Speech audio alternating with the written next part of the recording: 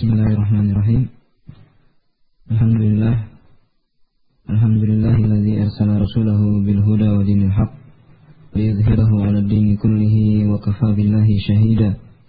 Wa asyhadu an la ilaha illallah wahdahu la syarika lah wa asyhadu anna Muhammadan abduhu wa rasuluhu la nabiyya ba'dah. Qala Allah ta'ala ya ayyuhalladzina amanu taqullaha haqqa tuqatih wa la tamutunna illa wa antum muslimun. يا أيها الناس اتقوا ربكم الذي خلقكم من نفس واحدة وخلق منها زوجها وبث منهما رجالا كثيرا ونساء واتقوا الله الذي تساءلون به والأرحام إن الله كان عليكم رقيبا يا أيها الذين آمنوا اتقوا الله وقولوا قولا سديدا يصلح لكم أعمالكم ويغفر لكم ذنوبكم ومن يطع الله ورسوله فقد فاز فوزا عظيما.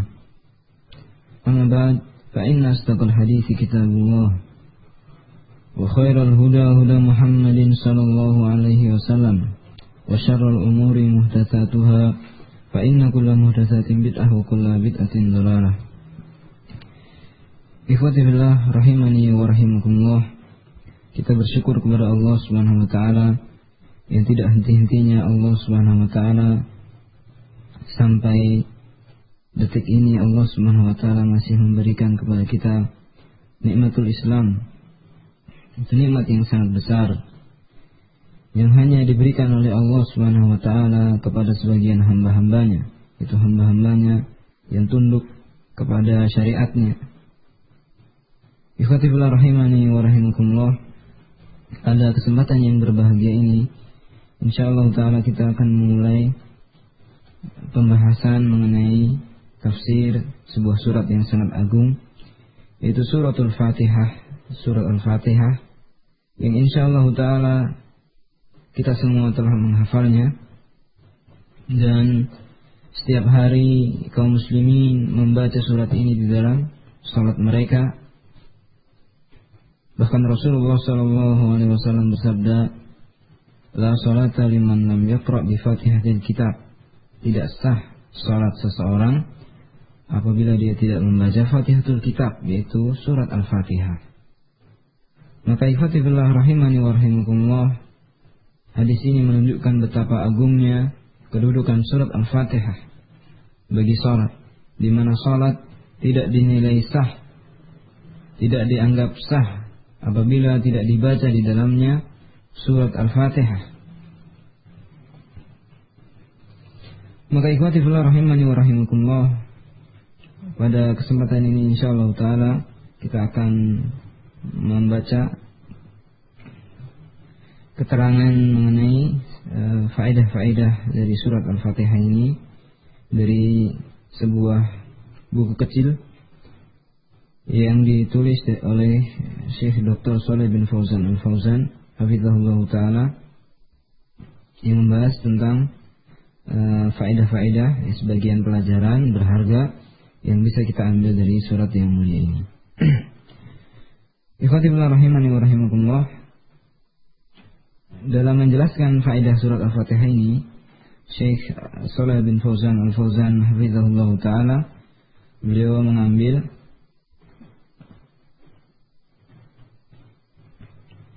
pedoman, yaitu apa yang ditulis oleh Syekh Muhammad bin Abdul Wahhab rahimahullah ta'ala, sebuah risalah yang disebut sebagai Ba'du Fawaid Surat Al-Fatihah, yaitu sebagian faedah dari surat Al-Fatihah. Dari judul ini kawan sekalian kita dapat mengambil sebuah pelajaran berharga, di mana para ulama adalah orang-orang yang sangat tawadu, sangat rendah hati. Mereka adalah orang-orang yang mengenal Allah Subhanahu wa taala, di mana Allah Subhanahu wa taala berfirman tentang para ulama, innama yakhshallaha min ibadihil ulama. Sesungguhnya yang benar-benar merasa takut kepada Allah Subhanahu wa taala di antara hamba-hambanya hanyalah orang-orang yang berilmu. Dan para ulama adalah orang-orang yang terdepan di antara ahlul ilm, orang-orang yang memiliki ilmu. Maka dari judul yang dituliskan di sini oleh Syekh Muhammad bin Abdul Wahhab rahimahullah taala, yaitu Ba'du Fawaid Surat Al-Fatihah, sebagian, beliau mengatakan sebagian dari faedah dari surat Al-Fatihah. Maka ini menunjukkan kepada sekalian, sebagaimana juga dijelaskan oleh Syekh Muhammad bin Shalih Al-Utsaimin rahimahullah di dalam tafsirnya, bahwasanya tidak ada seorang pun yang bisa menguasai tafsiran surat ini dengan secara sempurna kecuali Rasulullah Sallallahu Alaihi Wasallam, karena beliau adalah utusan Allah Subhanahu Wa Taala. Adapun para ahli tafsir, para ulama, mereka hanya berusaha untuk menjabarkan, menuliskan dan menjelaskan. Adapun kandungan yang sesungguhnya daripada surat yang agung ini hanya diketahui oleh Allah Subhanahu Wa Taala, kemudian Rasulullah Sallallahu Alaihi Wasallam.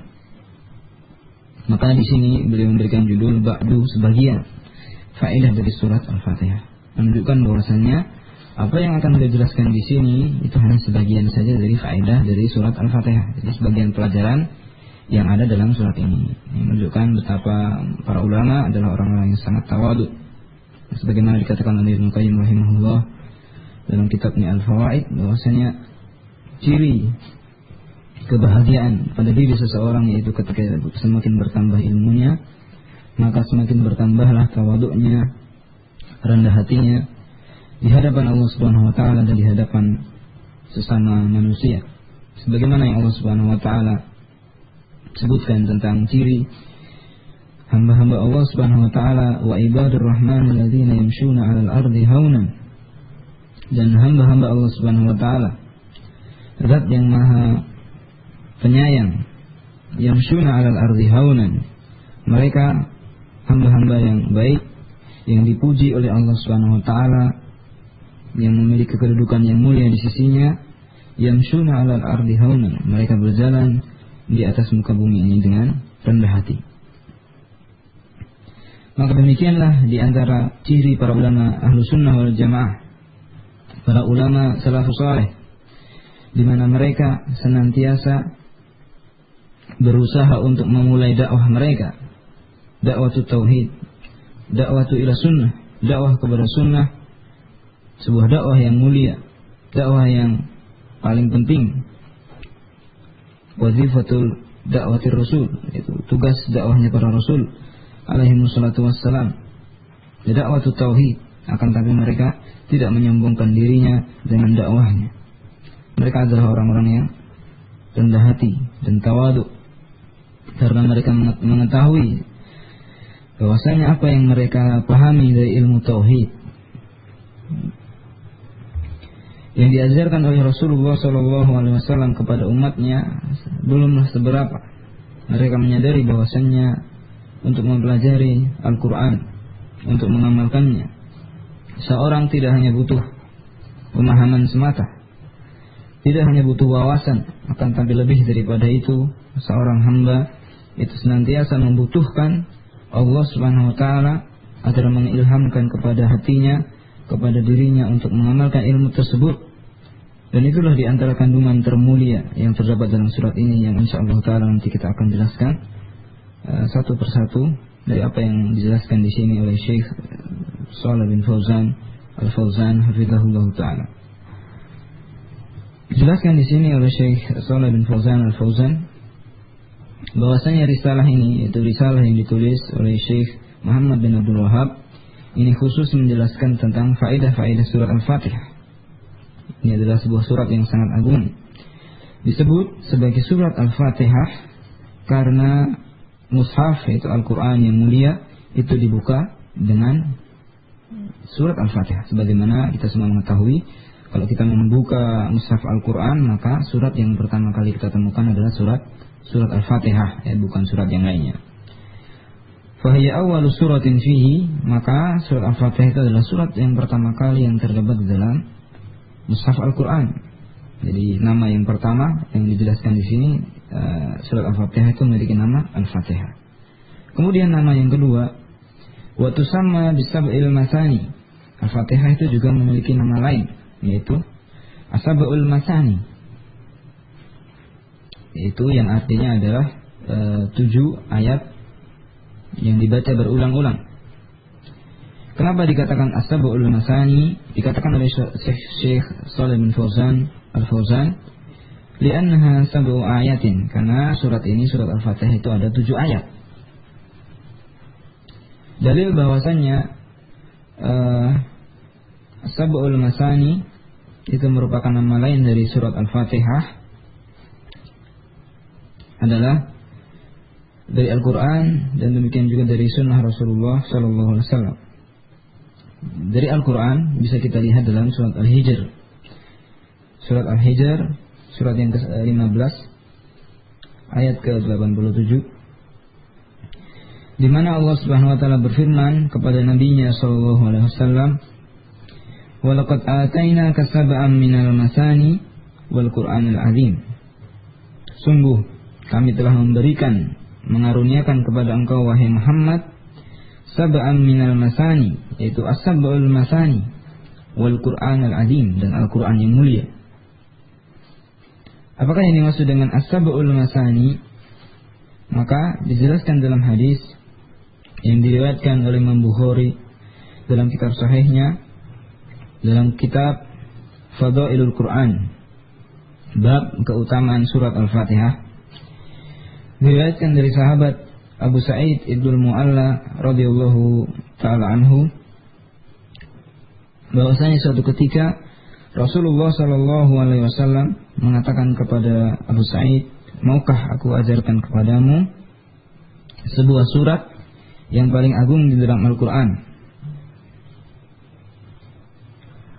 Maka ketika Rasulullah sallallahu alaihi wasallam hendak keluar dari masjid, maka sahabat ini pun menagih janji Rasulullah sallallahu alaihi wasallam tersebut. Maka Rasulullah sallallahu alaihi wasallam mengatakan bahwasanya surat tersebut adalah Alhamdulillahirabbil alamin. Maksudnya adalah surat Al-Fatihah. Di Rasulullah SAW menamakan surat Al-Fatihah itu sebagai dengan perkataan Alhamdulillahirabbil alamin. Wa hiya sab'ul masani. Kemudian Rasul mengatakan itulah as-sab'ul masani, itulah 7 ayat yang dibaca berulang-ulang. Maka dalam hadis yang mulia ini, dalam hadis riwayat Bukhari dari sahabat Abu Sa'id Ibnul Mu'alla radhiyallahu ta'ala anhu, dan ini juga dibawakan oleh Imam Ibnu Katsir rahimahullah di dalam tafsirnya ketika menafsirkan ayat ini, surat Al-Hijr ayat 87, merupakan dalil yang jelas bahwasanya as-sab'ul masani adalah surat Al-Fatihah.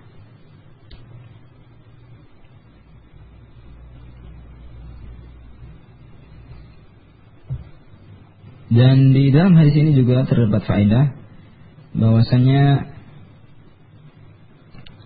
Al-Fatihah itu selain namanya Al-Fatihah, dia juga memiliki nama As-Sab'ul Masani. Kemudian dia juga memiliki nama Alhamdulillahirabbil alamin. Ya, jadi Rasulullah SAW menamakan Al-Fatihah itu sebagai surat Alhamdu. Ya, sebagaimana sebagian para ulama menamakan surat Al-Fatihah ini dengan nama surat Alhamdu. Alhamd, yaitu pujian, berdasarkan di sini, yaitu Rasulullah SAW menyebut surat Al-Fatihah itu adalah Alhamdulillahirabbil alamin. Kemudian dijelaskan di sini, di sebagian ini penjelasan ini tidak saya ambilkan dari perkataan Syekh Shalih Al-Fauzan. Di sini dijelaskan oleh Syekh Shalih bin Fauzan Al-Fauzan, beliau mengatakan surat Al-Fatihah itu disebut Al-Masani. Kenapa? Karena dia dibaca berulang-ulang di setiap rakaat di dalam sholat. Ya. Kenapa disebut Al-Masani? Yaitu karena dia dibaca berulang-ulang setiap kali sholat. Jadi kalau setiap kali sholat, ya orang itu hendaknya membaca surat Al-Fatihah. Kemudian yang berikutnya, setelah kita mengetahui beberapa nama surat Al-Fatihah, yaitu yang pertama tadi Al-Fatihah, kemudian As-Sab'ul Masani, kemudian Alhamdu, dan berikutnya dikatakan oleh Syekh Al-Fauzan bahwasanya Al-Fatihah itu juga memiliki nama Ummul Quran, yaitu induknya Al-Quran. Jadi seolah-olah Al-Quran itu memiliki ibu atau memiliki induk. Ya, induknya itu adalah surat Al-Fatihah. Kenapa disebut sebagai induk Al-Quran? Karena surat Al-Fatihah itu makna-maknanya itu kembali kepada kandungan surat Al-Fatihah ini. Jadi kalau kita kaji, kita renungkan, jadi misalnya seorang itu membaca Al-Quran dari depan sampai akhir dari surat Al-Fatihah sampai surat An-Nas, maka kalau misalnya dirangkum, diringkas, ya, perkara-perkara yang sama itu disatukan, yang berbeda dipisahkan, maka secara keseluruhannya kandungan dari surat-surat Al-Quran itu semuanya terkandung di dalam surat Al-Fatihah. Karena itu dalam bahasa Arab itu maknanya adalah al-aslul ladzi yarji'u ilaihi syai', yaitu sumber yang menjadi rujukan kembalinya segala sesuatu. Ya, makanya misalnya ada di suatu negara ada namanya ibu kota, itu menjadi pusat kegiatan. Itu maka namanya disebut sebagai ibu kota. Maka Al-Qur'an itu ibunya atau induknya adalah surat Al-Fatihah, di mana makna-makna yang terdapat dalam ayat-ayat yang lainnya itu kembalinya kepada surat Al-Fatihah. Maka dari faedah ini sekalian, kita mengetahui betapa pentingnya kita mempelajari makna atau tafsir dari surat Al-Fatihah. Bagaimana tidak, setiap hari kita membaca surat Al-Fatihah ini ya minimal 17 kali dalam sholat, ya, 17 kali di dalam sholat wajib 5 waktu. Maka ikhwati fillah rahimani wa rahimakumullah, hal ini juga memberikan pelajaran kepada kita bahwasanya hendaknya kita ketika beribadah kepada Allah Subhanahu wa taala, kita harus beribadah di atas ilmu. Kita harus beribadah di atas ilmu. Kenapa demikian? Karena seorang yang tidak beribadah kepada Allah Subhanahu wa taala di atas ilmu, maka ibadahnya itu bisa jadi tidak sah, bisa jadi berkurang pahalanya, bisa jadi bahkan berdosa. Tidak sah misalnya seorang beribadah kepada Allah Subhanahu wa taala, seorang sholat, tapi dia tidak membaca surat Al-Fatihah, ya, maka jelas ini tidak sah, tidak diterima. Dan bisa juga seorang itu beribadah kepada Allah, tapi berkurang pahalanya karena tidak ada ilmu pada dirinya. Misalnya orang yang sholat membaca Al-Fatihah, tapi dia tidak paham apa yang terdapat dalam surat Al-Fatihah. Padahal Allah Subhanahu wa taala berfirman dalam ayatnya, "Afala yatadabbaruna al-Qur'an?" Tidakkah mereka mentadabburi, merenungkan makna Al-Qur'an? Padahal kita semua tahu bahwasanya Ummul Qur'an, induknya Al-Qur'an itu pada surat Al-Fatihah. Kalau surat Al-Fatihah saja kita tidak paham, bagaimana surat-surat yang lainnya? Maka sangat tepat sekali diletakkannya surat Al-Fatihah ini di depan, di bagian yang paling depan dalam mushaf Al-Quran, menunjukkan betapa pentingnya kita mempelajari kandungan yang ada di dalamnya. Nanti insyaallah akan kita jelaskan satu persatu. Dan demikian juga seorang yang beribadah kepada Allah Subhanahu wa taala tanpa ilmu, maka bisa jadi dia terjerumus dalam dosa. Sebagaimana orang yang misalnya menjadikan bacaan surat Al-Fatihah untuk dihadiahkan kepada orang-orang yang sudah meninggal, atau dia jadikan bacaan surat Al-Fatihah itu sebagai permulaan bagi setiap acara yang mereka lakukan, sebagaimana dijelaskan oleh Syekh Muhammad bin Shalih Al-Utsaimin dalam tafsirnya dalam surat Al-Fatihah. Yaitu sebagian orang memiliki kebiasaan yang keliru, di mana setiap kali ada memulai acara, misalnya pengajian atau apa, maka setiap kali diadakan acara tersebut maka dibacakan surat Al-Fatihah. Maka ini tidak tepat, ya. Surat Al-Fatihah jelas bagian dari Al-Quran. Barang siapa yang membaca ayat Al-Quran, man qara'a harfan fi kitabillah falahu bihi hasanatun wal hasanatu bi asyri amsalihha. Barang siapa yang membaca satu huruf dari Al-Quran, maka dia mendapatkan satu kebaikan, dan satu kebaikan dilipat gandakan 10 kali lipat pahalanya. Namun bukan berarti seorang itu boleh membaca surat Al-Fatihah ini di kapan saja tanpa ada mengikuti tuntunan dan contoh dari Rasulullah SAW. Padahal Allah Subhanahu Wa Taala, ikhwas sekalian rahimani wa rahimakumullah, Allah telah memerintahkan kepada Nabi Muhammad SAW agar mengatakan kepada umatnya, "Qul, katakanlah wahai Muhammad kepada umatmu, in kuntum tuhibbunallah, Jika kalian benar-benar mencintai Allah, mencintai Al-Quran, mencintai surat Al-Fatihah, fattabi'uni, maka ikutilah aku, ikutilah Rasulullah SAW. Bagaimana Rasulullah mengajarkan kepada kita dalam memahami Al-Quran, mengajarkan kepada kita bagaimana mengamalkan ajaran-ajaran Al-Quran, bagaimana membaca surat Al-Fatihah. Apakah setiap kali ada pertemuan kemudian dibacakan surat Al-Fatihah? Maka yang demikian itu tidak kita jumpai dalam sunnah Rasulullah SAW. Maka ikhwas sekalian, penting sekali bagi seorang mukmin untuk memiliki perhatian dalam masalah ilmu, karena ilmu itu merupakan sebab kebaikan. Sampai-sampai dikatakan oleh Ibnu Qayyim rahimahullah dalam kitabnya Miftah dari Sa'adah, yang diambil secara khusus bagian tentang ilmu oleh Syekh Ali bin Hasan hafizahullah ta'ala, dalam sebuah kitab yang dia beri nama Al-Ilmu Fadluhu wa Syarafuhu. Ibnu Qayyim rahimahullah mengatakan bahwasannya segala sifat-sifat yang terpuji yang ada di dalam Al-Quran, maka itu sumbernya adalah ilmu. Karena orang itu memiliki ilmu. Kenapa dipuji seseorang itu? Karena sumbernya adalah ilmu. Yarfa'illahu alladhina amanu minkum walladzina utul ilma darajat. Allah akan mengangkat orang-orang yang beriman di antara kalian dan orang yang diberikan ilmu beberapa derajat. Maka orang yang berilmu itu terpuji, lebih terpuji daripada orang yang tidak berilmu. Demikian juga anjing yang berilmu, artinya dia terlatih untuk memburu buruannya, itu dipuji oleh Allah Subhanahu wa taala, ditinggikan derajatnya daripada anjing yang tidak terlatih untuk memburu. Maka ikhwati fillah rahimani wa rahimakumullah, ilmu itu merupakan sumber kebaikan, sebagaimana yang dikatakan oleh Rasulullah SAW, "Ma yuridillahu bihi khairan yufaqihu fid din." Barang siapa yang dikehendaki baik oleh Allah, maka Allah akan pahamkan dalam masalah ad-din, dalam masalah agama. Jadi nilai seseorang itu letaknya di mana kepahamannya terhadap agama.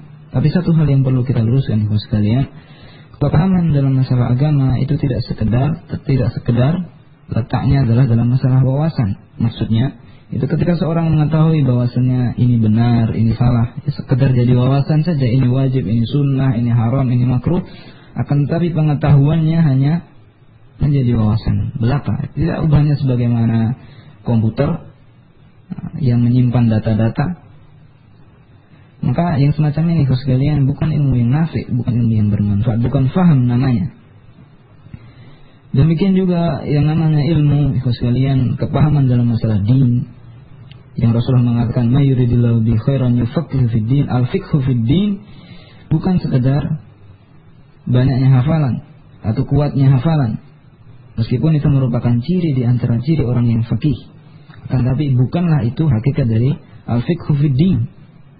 Karena hakikat dari al-fiqhu fid din sekalian itu ilmu yang membuahkan rasa takut kepada Allah Subhanahu wa taala, sebagaimana dikisahkan oleh Abdullah bin Imam Ahmad bin Hanbal ketika dia bertanya kepada ayahnya, yaitu Imam Ahmad bin Hanbal, tentang seorang ulama atau seorang tokoh, tentang seorang tokoh ini, namanya saya agak lupa, Ma'ruf al-Qurfi kalau tidak salah.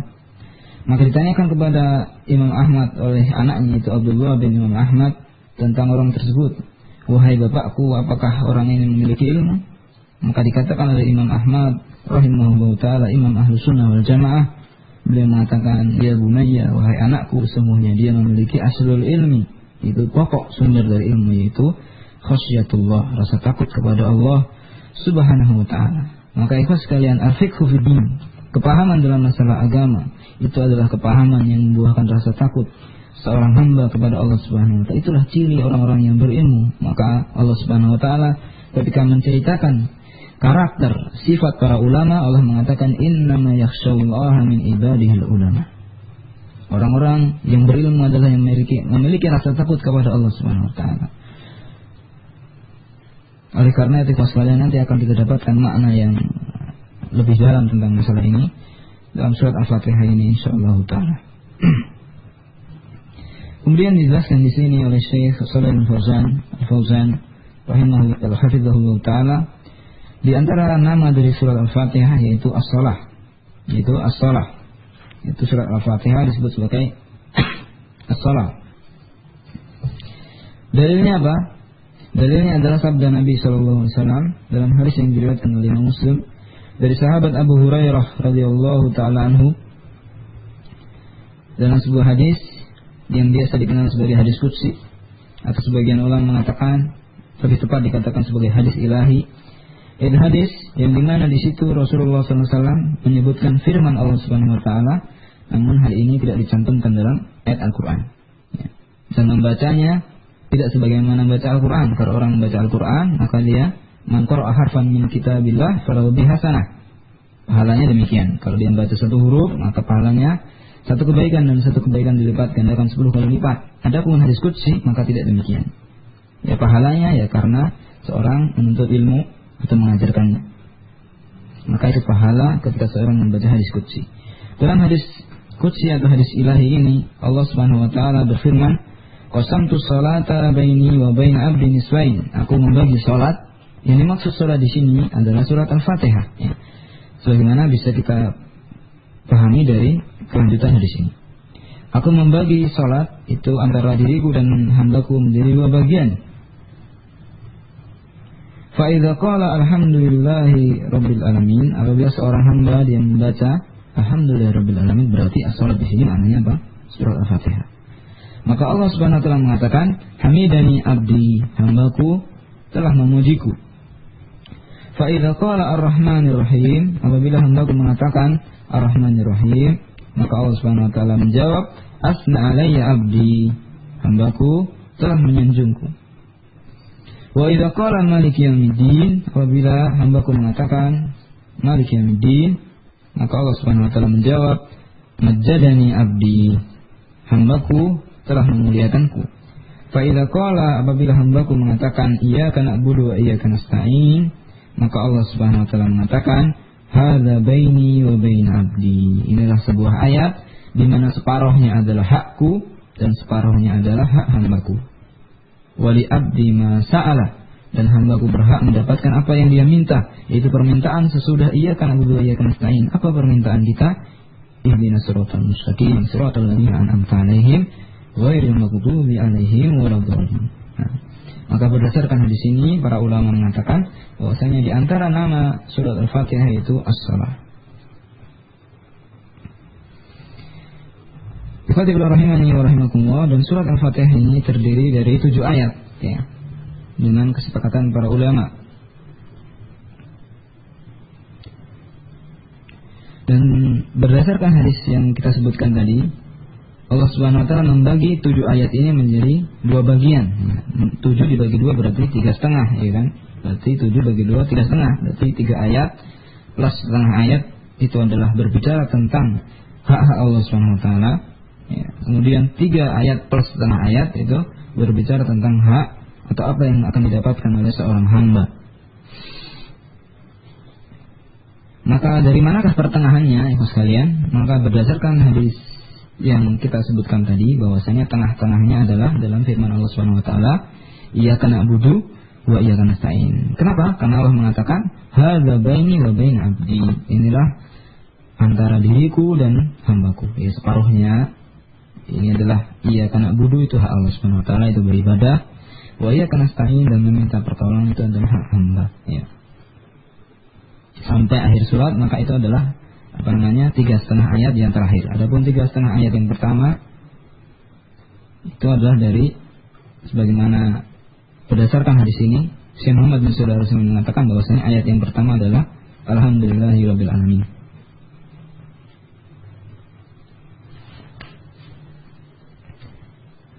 Ikhwatibillah rahimani wa rahimakumullah, masih berbicara tentang nama-nama surat Al-Fatihah. Ya, para ulama menjelaskan bahwasanya nama lain surat Al-Fatihah ada juga yang memberikan nama Al-Kafiyah, yaitu yang mencukupi. Ada juga yang menamakan surat Al-Fatihah itu Ruqyah. Apa dalilnya tentang penamaan Ruqyah ini? Dijelaskan oleh Syekh Al-Fauzan di sini. Dan ini ada ceritanya, asal usulnya, yaitu dulu ketika di zaman para sahabat masih hidup dan Rasulullah SAW masih ada di antara mereka.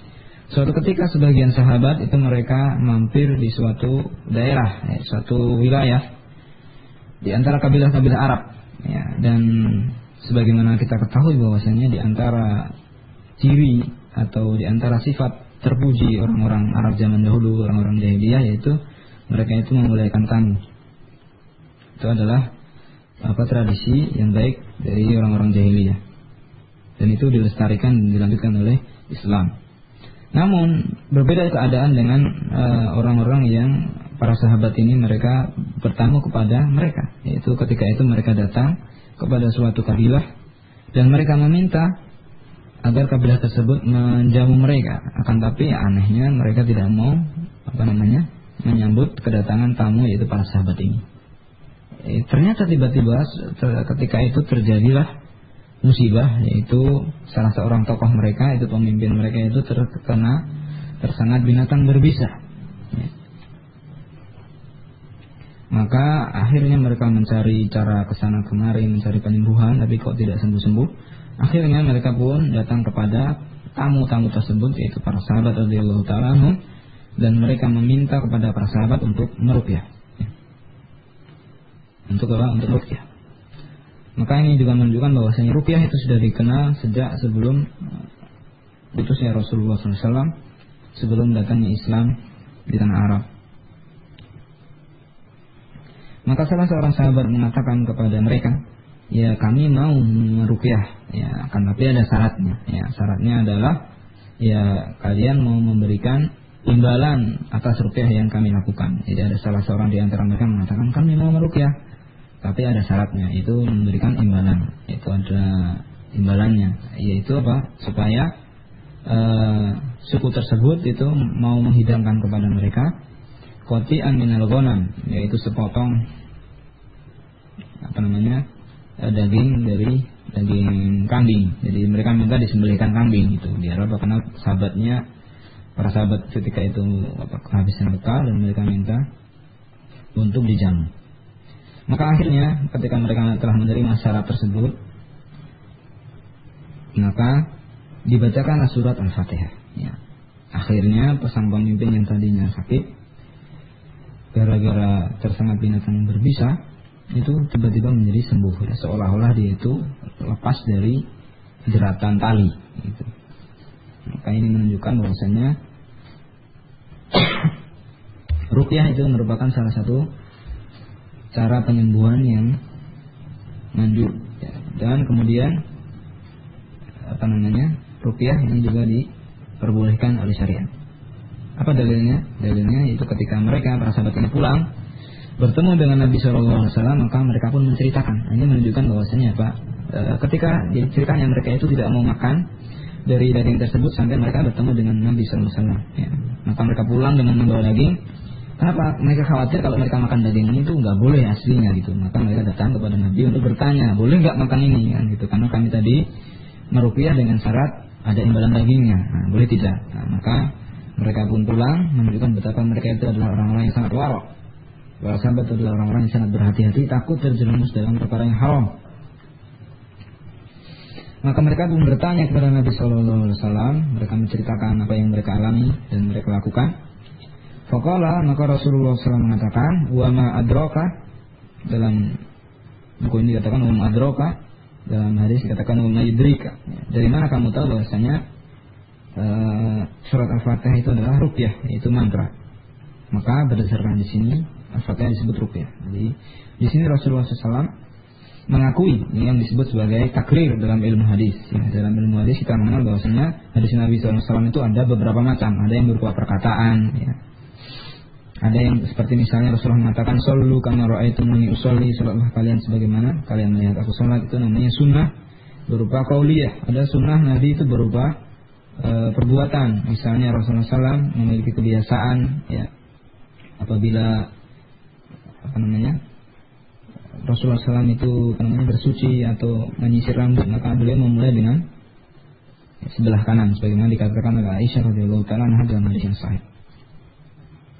Maka itu namanya sunnah fi'liyah. Ada juga namanya sunnah takririyah. Jenis yang ketiga yaitu hadis Nabi SAW yang isinya adalah persetujuan Nabi terhadap perbuatan sebagian sahabat. Ya. Seperti misalnya dalam hadis ini diceritakan bahwasanya para sahabat meruqyah dan mereka meminta syarat agar diberikan imbalan berupa makanan, dan akhirnya Rasulullah SAW mengatakan, "Wa ma adraka anha ruqyah." Dan kalau kita perhatikan dalam hadis ini kelengkapannya dalam kitab-kitab hadis, maka dikatakan di situ bahwasanya Rasulullah SAW mengatakan yang artinya, dan berikanlah kepada saya bagian dari daging tersebut. Artinya Rasulullah ingin makan juga. Ini menunjukkan bahwasanya boleh memakan daging yang diberikan oleh orang yang meminta diruqyah sebagai imbalan atas ruqyah tersebut. Maka ini menunjukkan bahwa sekalian tentang bolehnya meruqyah, bolehnya meminta ruqyah, meskipun dalam masalah meminta ruqyah ini ada pembahasannya. Bahwasanya seorang yang meminta ruqyah maka dia tidak akan mendapatkan kesempurnaan tawakal yang bisa menyelamatkannya, yang bisa menyebabkannya masuk surga tanpa hisab dan tanpa adab. Insyaallah akan datang penjelasannya nanti. Dan hadis ini juga menunjukkan sebagaimana tadi kita sampaikan bahwasanya surat Al-Fatihah itu disebut juga sebagai ruqyah. Maka apabila kita cermati sekalian, begitu banyak nama yang dimiliki oleh surat Al-Fatihah, itu menunjukkan bahwasanya surat ini adalah surat yang sangat mulia. Jadi demikianlah memang thariqah Allah Subhanahu wa taala dan cara Nabi sallallahu alaihi wasallam untuk menyebutkan sesuatu yang penting, sesuatu yang sangat berharga, yang tinggi nilainya. Di antara caranya atau sangat penting itu adalah dengan memberikan nama yang bervariasi untuk satu perkara.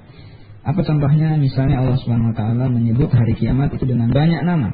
Allah Subhanahu wa taala menyebut hari kiamat sebagai as-sa'ah. Allah Subhanahu wa taala menyebut hari kiamat sebagai al-qari'ah. Dan banyak nama tentang yang menunjukkan hari kiamat, menunjukkan betapa pentingnya atau betapa besarnya hal itu dalam syariat Islam atau dalam agama Islam. Maka ketika kita mengetahui bahwasanya surat Al-Fatihah ini memiliki banyak nama, ada tadi namanya adalah Al-Fatihah, kemudian namanya juga Ummul Quran, kemudian namanya yang lain yaitu misalnya As-Sab'ul Masani, kemudian Alhamdu, kemudian nama-nama yang lain, maka menunjukkan betapa pentingnya surat Al-Fatihah. Maka dikatakan di sini oleh Syekh Shalih Al-Fauzan, wa hiya suratun 'azimah. Surat yang sangat agung yang menunjukkan keagungannya bahwasanya Allah Subhanahu wa taala menjadikan membaca surat Al-Fatihah itu adalah rukun. Jadi membaca surat Al-Fatihah itu adalah rukun salat. Artinya kalau orang itu salat dan dia bisa membaca surat Al-Fatihah dan dia tidak membaca surat Al-Fatihah, maka salatnya tidak sah. Dan juga surat Al-Fatihah ini diulang-ulang dibaca di setiap kali salat. Maka ini menunjukkan betapa agungnya surat ini, ya. Dan surat ini mengandung makna-makna yang mulia, yang agung, diantaranya adalah tentang masalah tauhid, ya. Tentang masalah tauhid. Sebagaimana kita ketahui bahwasanya masalah tauhid itu adalah masalah yang paling penting yang harus dipahami oleh seorang muslim. Kenapa demikian? Karena Allah Subhanahu wa taala, ikhwan sekalian, tidaklah menciptakan alam dunia ini, menurunkan kitab-kitab, mengutus para rasul, menciptakan jin dan manusia kecuali untuk satu tujuan saja. Kecuali untuk satu tujuan saja, yaitu supaya umat manusia bertauhid. Allah Ta'ala berfirman dalam surat Az-Zariyat ayat 56, "Wa ma khalaqtul jinna wal insa illa liya'budun."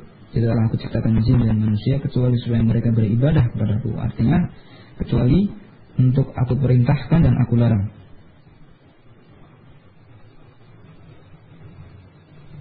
Sebagaimana dikatakan oleh Syekh Abdul Aziz bin Rais Ar-Rais, bahwasanya makna yang rajih illa liya'budun yaitu kecuali untuk aku perintah dan aku larang. Dan sebagaimana kita ketahui bahwasanya perintah Allah Subhanahu wa taala yang paling besar adalah tauhid.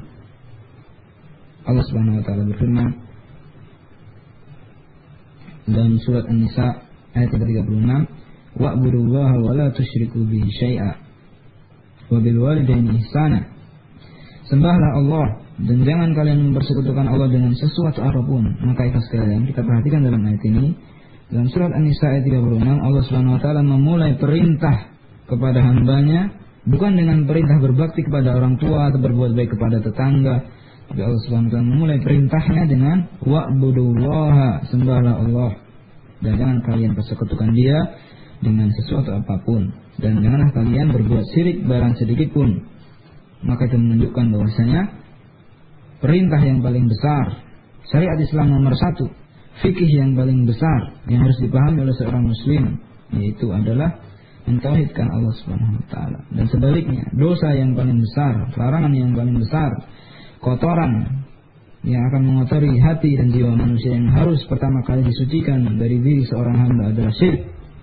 Karena Allah Subhanahu wa taala menjadikan syirik sebagai dosa yang tidak diampuni oleh Allah Subhanahu wa taala, sebagaimana Allah taala firmankan dalam ayatnya, "Innallaha la yaghfiru an yushraka bihi wa yaghfiru ma duna dzalika liman yasha." Sesungguhnya Allah Subhanahu wa taala tidak mengampuni dosa syirik kepadanya, dan Allah akan mengampuni dosa-dosa lain yang berada di bawah tingkatan syirik. Dan sebagaimana kita ketahui bahwasanya tauhid itu adalah ahamiyatu da'watir rasul, adalah misi utama dakwah para rasul. Allah taala berfirman dalam surat An-Nahl ayat ke-36, "Walaqad ba'atsna fi kulli ummatin rasulan an ibudullaha wajtanibut taghut." Sungguh kami telah mengutus kepada setiap umat. Maka ini menunjukkan bahwasanya hujjah Allah Subhanahu wa taala telah tegak kepada umat manusia sejak diutusnya nabi atau rasul yang pertama Nuh alaihi salam sampai diutusnya rasul yang terakhir, nabi yang terakhir Nabi Muhammad sallallahu alaihi wasallam. Hujjah Allah Subhanahu wa taala telah tegak kepada umat manusia. Wa laqad ba'atsna fi kulli ummatin, semua umat telah diutus kepada mereka rasulan, seorang rasul. Apa tugasnya? Apa dakwahnya? Dakwahnya adalah anibudullaha, hendaklah kalian beribadah kepada Allah Subhanahu wa taala, takut dan berharap kepadanya, mencintainya, bertawakal kepadanya, tunduk dan merendahkan diri kepadanya. Wala tusyriku bihi syai'an, dan janganlah kalian mempersekutukan Allah dengan sesuatu pun, apa saja bentuknya, entah itu malaikat, entah itu nabi, entah itu orang-orang soleh atau para wali, atau bahkan batu dan pohon-pohon. Maka ikhwati fillah rahimani wa rahimakumullah, dalam surat Al-Fatihah ini insyaallah taala kita akan dapati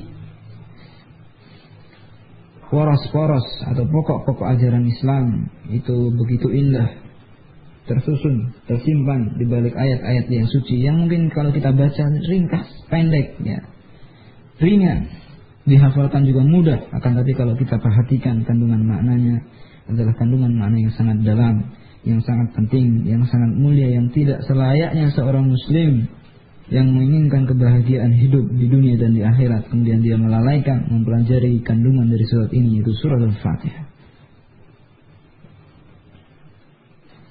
Maka ikhwati fillah rahimani wa rahimakumullah, apabila kita mengetahui betapa pentingnya kandungan surat Al-Fatihah ini, seandainya tidak ada kandungan surat Al-Fatihah ini kecuali tauhid saja, maka itu sudah cukup menjadi motivasi bagi kita untuk bersemangat, ya, lebih bersemangat dalam membuka kitab-kitab para ulama, mengkaji perkataan-perkataan mereka dalam menafsirkan ayat-ayat dalam hadis dalam surat ini. Bagaimana tidak, sedangkan surat ini, surat Al-Fatihah itu merupakan apa? Bagaimana tadi kita katakan Ummul Quran, yaitu induknya ayat-ayat Al-Quran. Ayat Al-Quran yang 6.000 ayat lebih, itu semuanya kembali kepada 7 ayat, yaitu surat Al-Fatihah. Itu bukan sesuatu yang sepele, bukan sesuatu yang bisa diremehkan. Oleh karena itu sangatlah wajar apabila Allah Subhanahu wa taala mengajarkan kepada hamba-hambanya untuk berdoa, untuk membaca surat ini yang di dalamnya terdapat doa yang paling agung, doa yang paling mulia bagi seorang hamba yang akan menentukan kehidupannya, kebahagiaannya di dunia maupun di akhirat. Nanti insyaallah taala akan kita jelaskan. Maka ikhwati fillah rahimani wa rahimakumullah, kita mohon kepada Allah Subhanahu wa taala, semoga Allah Subhanahu wa taala memberikan kepada kita kepahaman dalam masalah agama. Semoga Allah Subhanahu wa taala memberikan kemudahan kepada kita dalam memahami dan mempelajari ayat-ayat yang terdapat dalam surat yang pendek ini, 7 ayat.